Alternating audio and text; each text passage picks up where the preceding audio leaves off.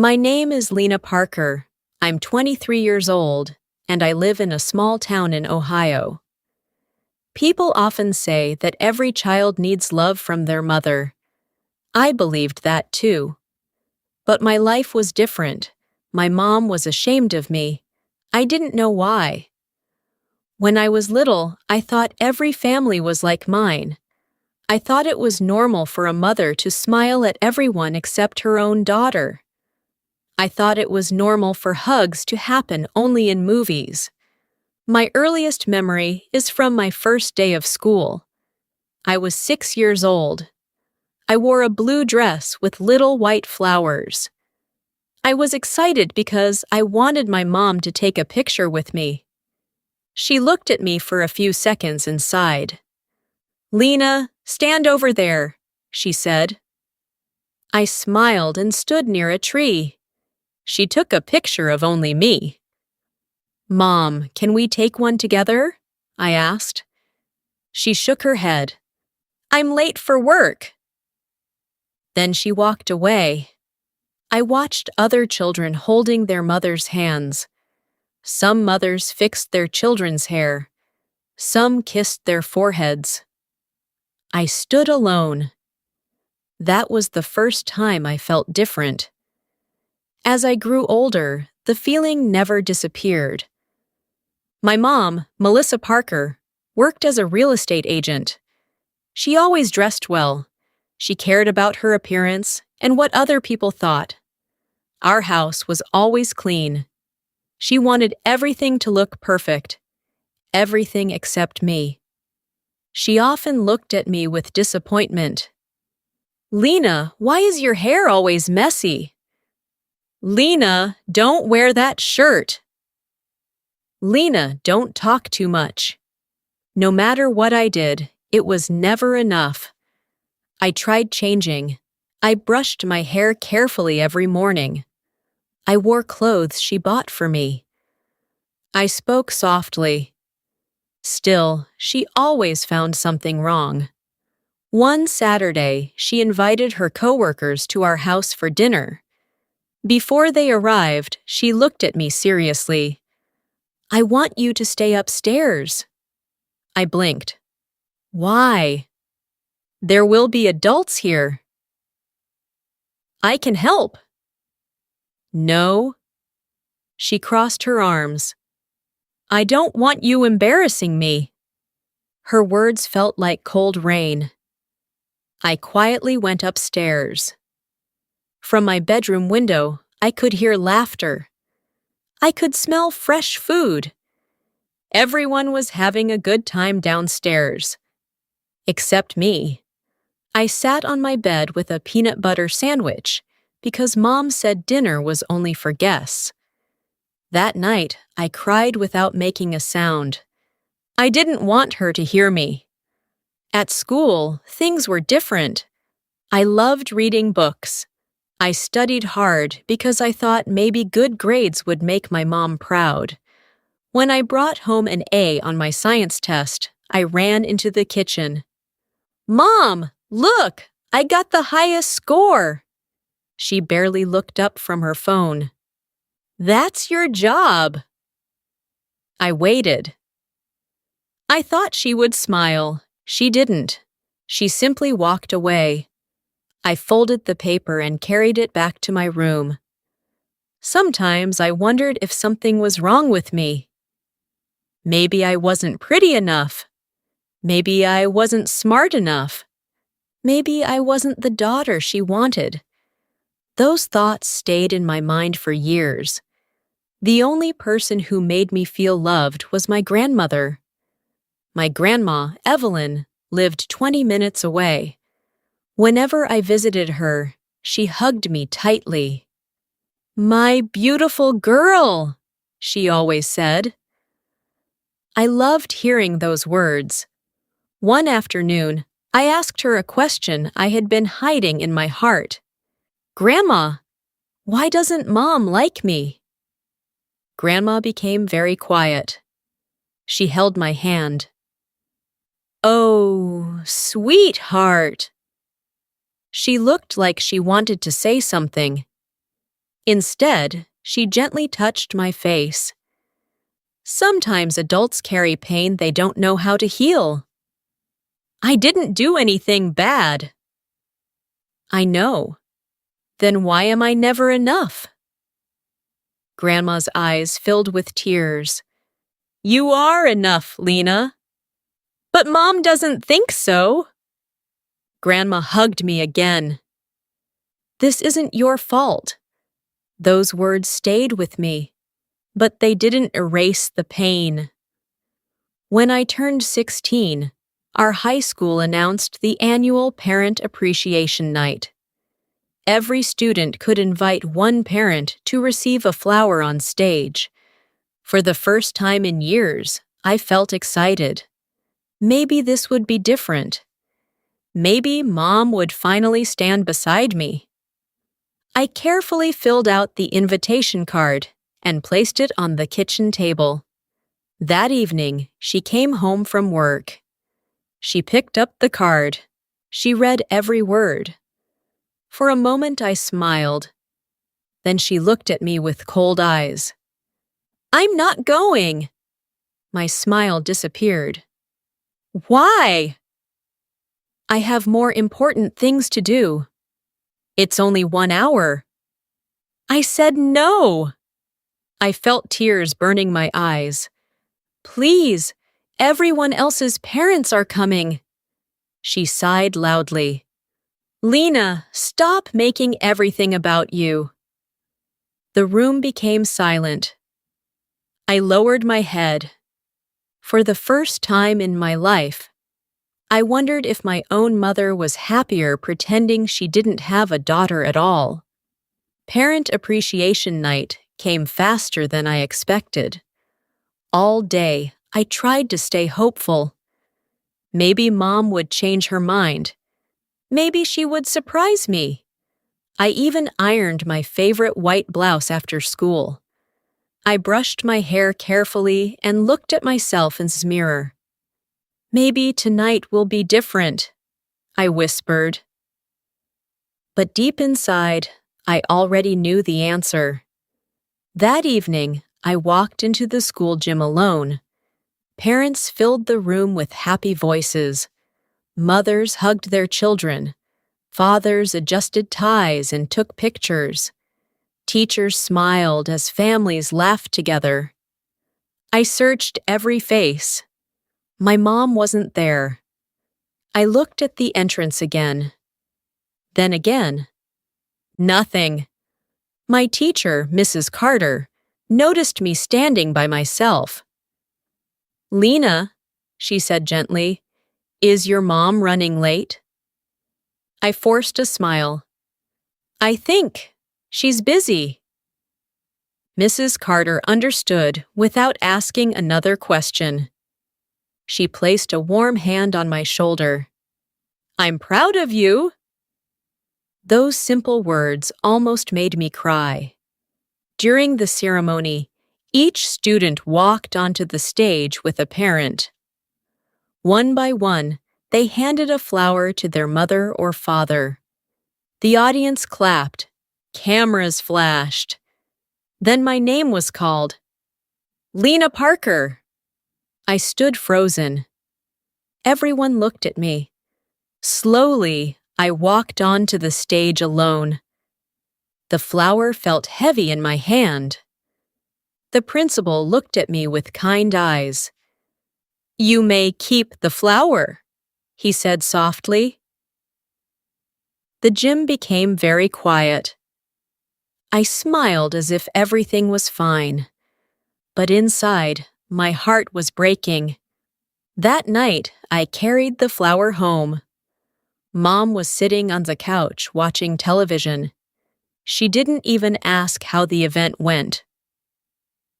I placed the flower on the table. It was for you, I said quietly. She looked at it for 1 second. Then she turned back to the television. I told you I wasn't going. I nodded. I know. I picked up the flower again and took it to my room. The next morning, I found it in the trash. I never asked who threw it away. I already knew. After that day, I stopped expecting anything from my mom. I focused on school instead. Books never ignored me. Homework never made me feel unwanted. I spent long afternoons at the public library, reading and studying. My dream was simple. I wanted to earn a college scholarship. Maybe if I succeeded, I could finally leave the sadness behind. One afternoon, I came home with exciting news. "Mom!" I called. She was cooking dinner. "I was chosen to represent my school in the state writing competition." She didn't turn around. "That's nice. The winner gets a scholarship." She shrugged. "Don't get your hopes up." Her words hurt more than I wanted to admit. A week later, I visited Grandma Evelyn again. She made my favorite apple pie. As we sat together in her kitchen, she watched me quietly. "You've been crying again," she said. I tried to deny it. She simply reached across the table and held my hand. "You don't have to hide from me." The tears came before I could stop them. "I don't understand her, Grandma." "I know. I've tried everything." "I know. I study hard. I stay out of trouble. I help at home. I never talk back." My voice shook. Why can't she love me? Grandma closed her eyes for a moment. When she opened them, they were full of sadness. "There are things you don't know." I stared at her. "What things?" She hesitated. "I promised your mother I wouldn't tell you." My heart began to race. "Tell me what?" Before Grandma could answer, the front door opened. Mom had arrived. She stepped into the kitchen and immediately noticed our serious faces. "What are you talking about?" she asked sharply. Grandma stood up. "Nothing." Mom looked at me. "You should be home." "I came to visit Grandma." "You've stayed long enough." The ride home was painfully quiet. When we reached the house, I couldn't hold my questions any longer. What was Grandma talking about? Mom kept walking. "Nothing." "She said there are things I don't know." "There aren't." "Please, Mom." She suddenly stopped and turned toward me. Her face was cold. "You ask too many questions." "I'm your daughter." She laughed, but there was no happiness in it. "Sometimes I wish life had been different." The words hit me like a storm. I couldn't breathe. "What does that mean?" For a second, she looked as if she regretted speaking. Then, her expression became hard again. "It means exactly what you think." She walked into her bedroom and slammed the door. I stood alone in the hallway. My hands were shaking. For years, I had believed my mother simply didn't know how to love me. But now another thought entered my mind. Maybe she didn't want me at all. And for the first time, I wasn't sure I wanted to know the truth. That night, I couldn't sleep. I kept hearing Mom's words. Sometimes I wish life had been different. They played over and over in my mind. Did she wish she had a different daughter? Or did she wish I had never been born? The next morning, I looked at myself in the bathroom mirror. For years, I had searched for something wrong with my face. Maybe my smile wasn't pretty enough. Maybe my eyes looked strange. Maybe I reminded Mom of someone she hated. I finally realized something. No matter how hard I searched, I would never find the answer in the mirror. A few days later, Grandma Evelyn called me. "Lena, can you come over after school?" When I arrived, she looked nervous. She poured us both some tea, but neither of us drank it. "There is something you deserve to know," she said quietly. I held my breath. When your mother was 19, she wanted to leave this town. She dreamed of going to college in California. I listened carefully. Then she became pregnant. My heart began to beat faster. She wasn't ready to be a mother. I looked down at my hands. Your father wanted to marry her and raise you together. What happened? Grandma sighed. 3 months before you were born, your father died in a car accident. The room became silent. I had never met my father. Mom never talked about him. She lost the man she loved and the future she wanted. Grandma's voice became softer. Every time she looked at you, she remembered everything she had lost. Tears filled my eyes. So, she blamed me? Grandma slowly nodded. It wasn't fair. No, it wasn't your fault. I know.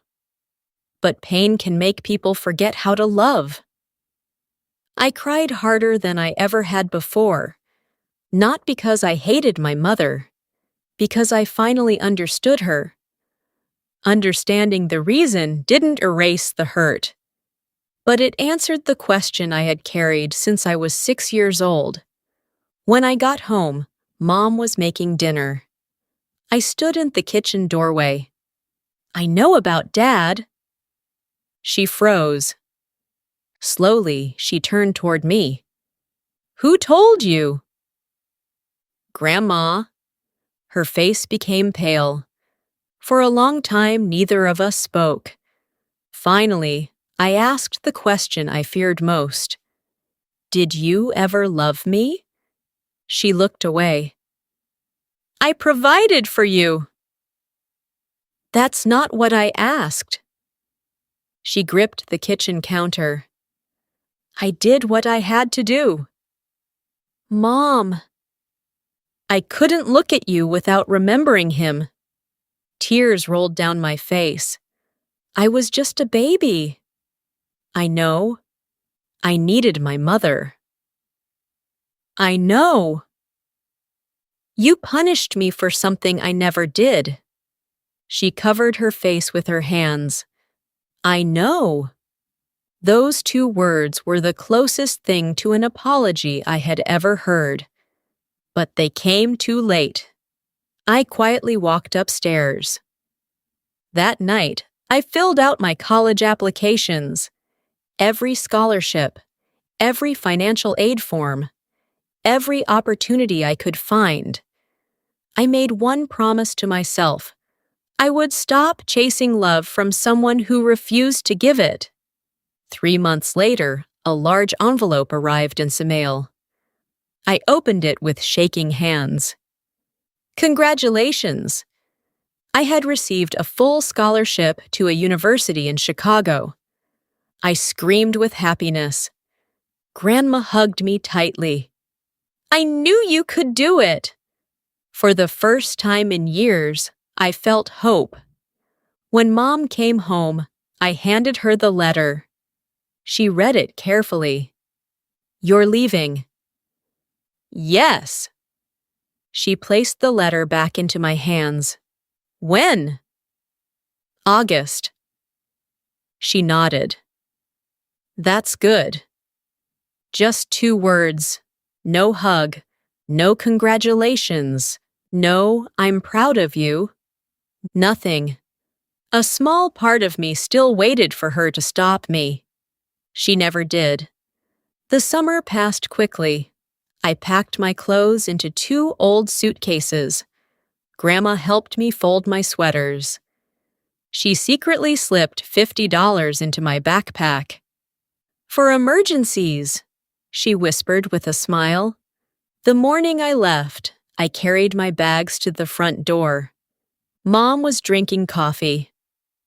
I stood there for a long moment. I'm leaving now. She looked up. I know. I wanted her to say something, anything. Take care, she finally said. That was all. I nodded. Goodbye, Mom.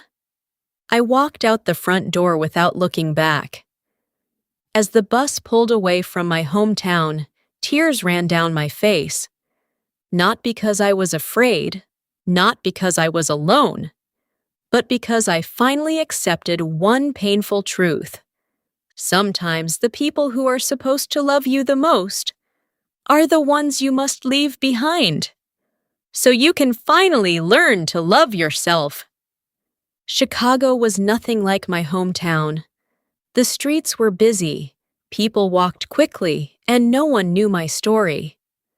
For the first time in my life, I wasn't the girl whose mother was ashamed of her. I was simply Lena. College wasn't easy. I studied during the day and worked evenings at a small bookstore. Money was always tight, but every paycheck reminded me that I could take care of myself. Slowly, my confidence grew. My professors encouraged me to keep writing. One of them, Professor Wilson, read one of my essays and smiled. You have a gift, Lena. No one had ever said that to me before. After graduation, I found a job as a magazine writer. I rented my own apartment. It wasn't big, but every corner felt peaceful. There were no cold looks, no cruel words, no feeling that I didn't belong. Grandma Evelyn called me every Sunday. She always ended our conversations the same way. I'm proud of you. Those 4 words healed a small piece of my heart every time. Then, one rainy afternoon, my phone rang. It was Grandma. Her voice sounded weak. Lena. I'm here, Grandma. I need to tell you something. What is it? Your mom is in the hospital. My heart stopped. What happened? She collapsed at work. I closed my eyes. For a moment, I remembered every painful memory. The empty seat at parent appreciation night, the flower in the trash, the lonely birthdays, the words, I wish life had been different. Part of me wanted to stay in Chicago. Part of me wanted to protect the life I had finally built. But another part remembered something Grandma had once told me. Pain can make people forget how to love. The next morning, I drove back home. When I entered the hospital room, Mom looked smaller than I remembered. Her hair had turned gray. Her face looked tired. She opened her eyes and saw me standing by the door. For a long moment, neither of us spoke. Finally, she whispered my name. Lena! I walked closer. Hi, Mom. She looked down at the blanket. I didn't think you would come. I wasn't sure if I would. Tears filled her eyes. I deserve that. The room became quiet. Then she reached into the drawer beside her bed and pulled out a small wooden box. I've kept this for years. She handed it to me. Inside were dozens of photographs, every school picture, every birthday picture, every drawing I had made as a child. Even the blue flower dress from my first day of school was in one picture. I looked at her in surprise. You kept all of these? She nodded. I couldn't throw them away. I felt confused. But you never wanted them. I wanted them. She started crying. I just didn't believe I deserved to be your mother. I stared at her. What? For years, I blamed myself for your father's death. She wiped away her tears. If I hadn't asked him to drive that night, he would still be alive. I listened silently. Every time I looked at you, I saw the life we lost. I thought staying away from you would protect both of us. It didn't. I know. It only hurt us. I know. She covered her face with her hands. I missed your childhood. I missed your birthdays. I missed everything. I'm so sorry, Lena. Those words were the apology I had waited almost my entire life to hear. I cried. She cried. For the first time, neither of us hid our pain. After a while, she looked at me. I don't expect you to forgive me. I took a deep breath. I can't change the past.